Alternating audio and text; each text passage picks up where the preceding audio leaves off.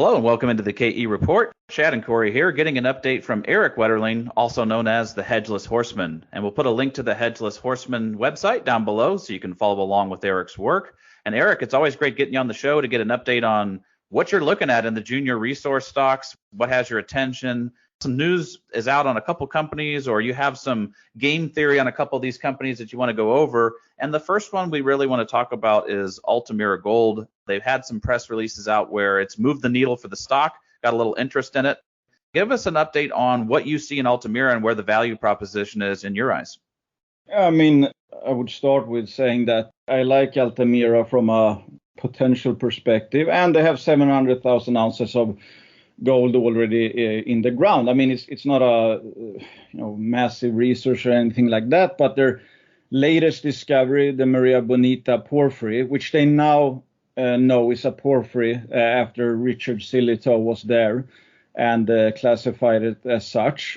There are three very large land packages. They actually have more than that, but there's like three very large ones, district scale opportunities. And the Maria Bonita is close to the existing resource. And so after Richard Sillitoe was there, and with this new information that, okay, this is a porphyry and a gold-rich porphyry, and typically, as most people know, porphyries tend to show up in clusters. So they did a lot of thinking. They've redone geophysics. They've been out there, prospecting. So we recently, yesterday, got a news release that they found porphyry float 1.6 kilometers away from the Maria Bonita discovery, which starts near surface or basically at surface. And they also show some geophysical maps, and they have this prospective corridor where the consultants and Richard and who knows came up with, like, this is probably the prospective corridor for additional porphyries. And you have some pretty obvious blobs show up in the geophysics. And what's also interesting is that they have also marked out where you have these historical alluvial gold mining that's been going on. And so the prospective corridor trends kind of west to east, and it just so happens to be that the alluvial workings also trend west to east. So, I mean, I don't know. It's like, we'll see what's actually there, but it kind of looks like Maria Bonita might be, who knows, maybe part of something quite a bit larger, or at least one of potentially a few more porphyry targets. Yeah, I think this is a pretty big thing, and it just means that the blue sky potential goes up, and they've done more work, so now they have a better understanding. It's like, okay, what should we be looking for? And I actually went in and looked at the news releases from the Maria Bonita drilling, and one can see on more assumed in scale, even though it's an overall kind of magnetic low, the best hits are actually in magnetic highs. And on this geophysical slide in the new one, you have this Mombak target, and that's a pretty large high magnetic target, and that's not far from Maria Bonita. So it's like, I mean, if you're hitting porphyry at Maria Bonita, you're finding porphyry outcrops or float, and then you have a big geophysical anomaly. It's like, I mean, and you have alluvial gold draining that area. I mean, it doesn't seem like that much of a stretch that, hey, this could actually be something that is gold bearing.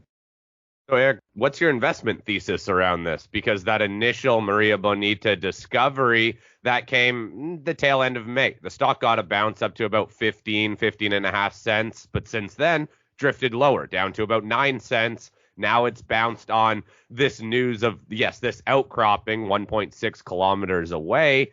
But is the company drilling it? Is now the time you get in, or do you wait for drilling? How do you invest in a story here that seems to still be under pressure from the market?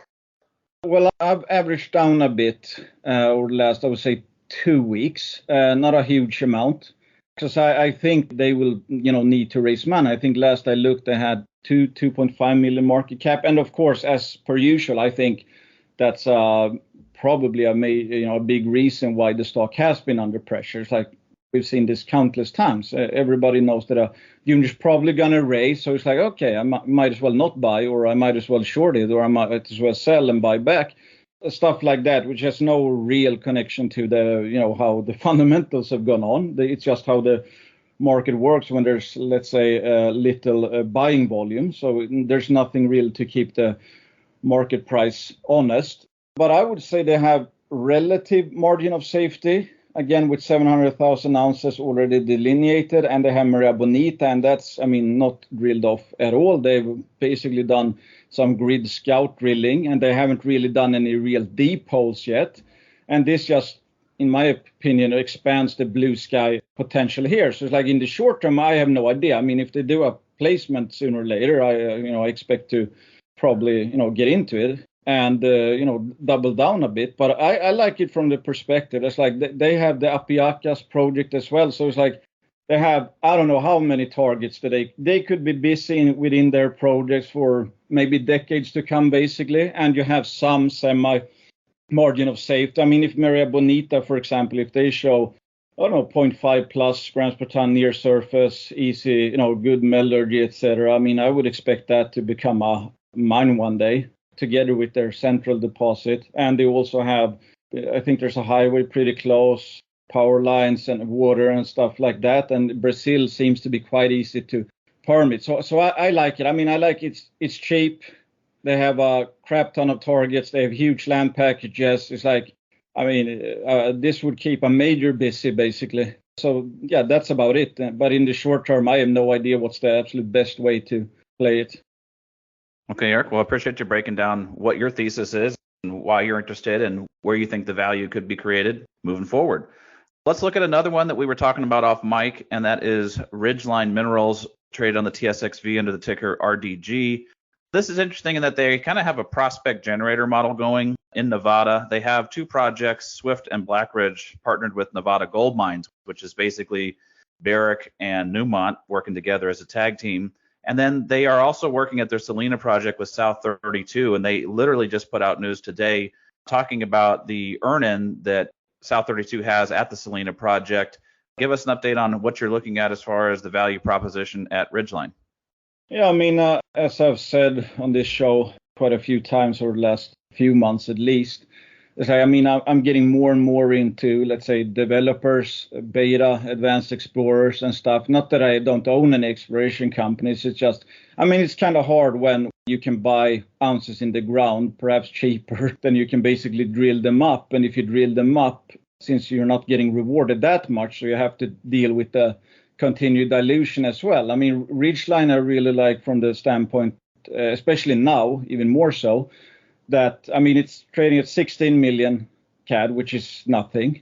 We know by definition the Nevada Gold Mines guys. I don't know exactly what they would need to see, in terms of potential to get interested, but certainly $1 billion plus. And we know that's, how these Carlin giants can be. They can be worth much more than that.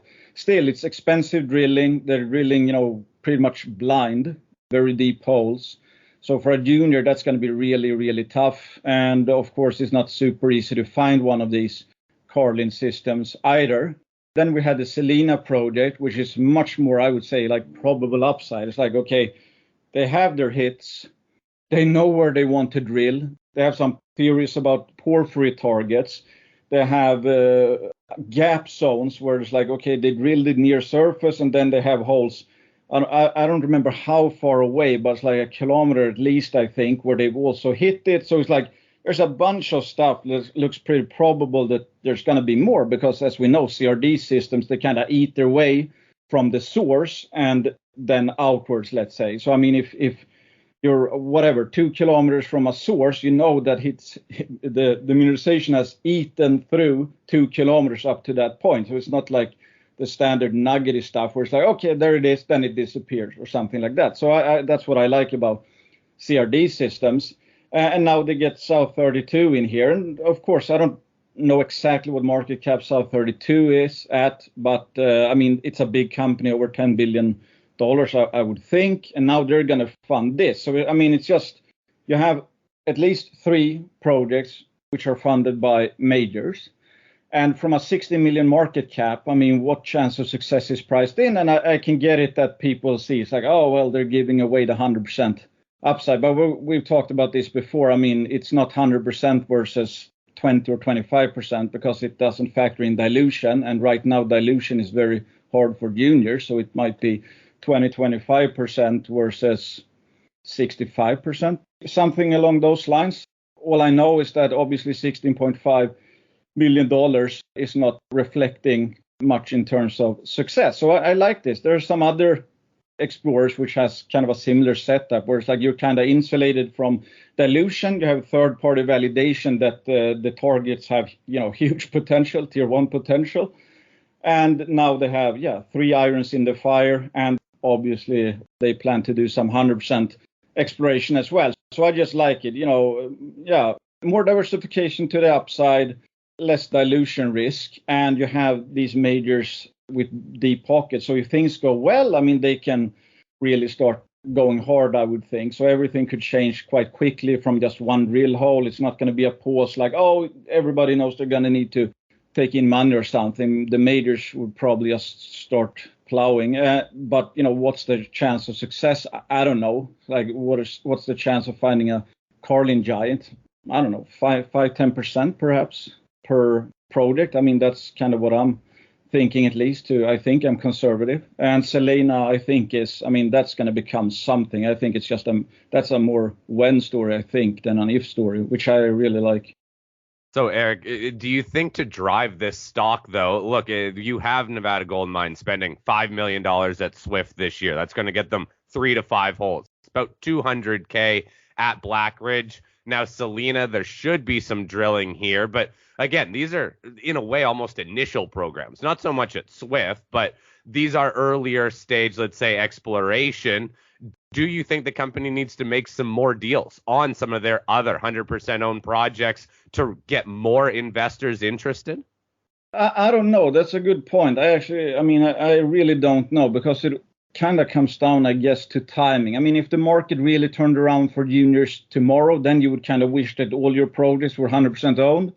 If the bull doesn't get going for 6 to 12 months, maybe one would have been happy that they actually JV'd out even more projects. But it's like, I mean, they seem to know what they're doing. So I think it's, one of those cases where it's like, let Jesus take the wheel, because the insiders have a lot of skin in the game. The CEO owns a lot of shares, and he seems like a smart cookie. So I wouldn't be personally second guessing his choices. I think to get 2 majors already in exploration story. I mean, I think that's kind of testament to, the team's nose for discovery potential.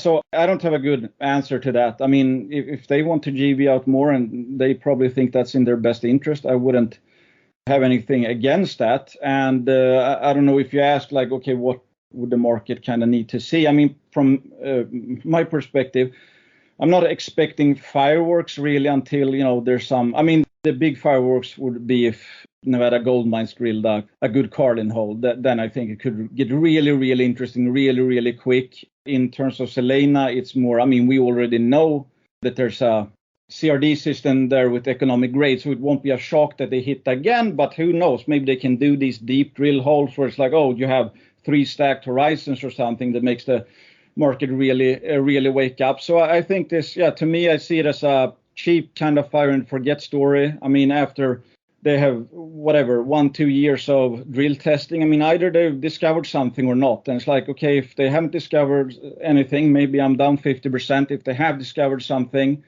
maybe I'm up 500% or more. All right, Erik. Well, appreciate you breaking down how you're looking at it as far as the risk-reward ratio. And they do still have the RDG property, the Big Blue, that is a porphyry target that they could option out to another company. But I think some people also like seeing that they have one of their projects being 100% owned. So to your point, it's a tug of war between what the market will reward for drilling on their own versus getting those partners, and having Nevada Gold Mines and South32 helping with those deeper holes. Like we've talked about before, these are the kind of systems where 1 or 2 deep holes can really indicate, okay, there is something substantial here, and you're going to be able to put in a couple more and mass up resources much quicker than other deposits where you got to pepper in a lot of shallow holes. So it'll be interesting to follow along with both Altamira and Ridgeline, see how things go. Appreciate getting your thoughts on what has your attention in the markets, Erik. And if people want to follow along with Erik's work, definitely check out the Hedgeless Horseman website. We'll put a link to that down below this interview. And as always, looking forward to our next conversation. Thanks, guys. Consider me biased. I own shares of both companies, and Altamira is a banner sponsor.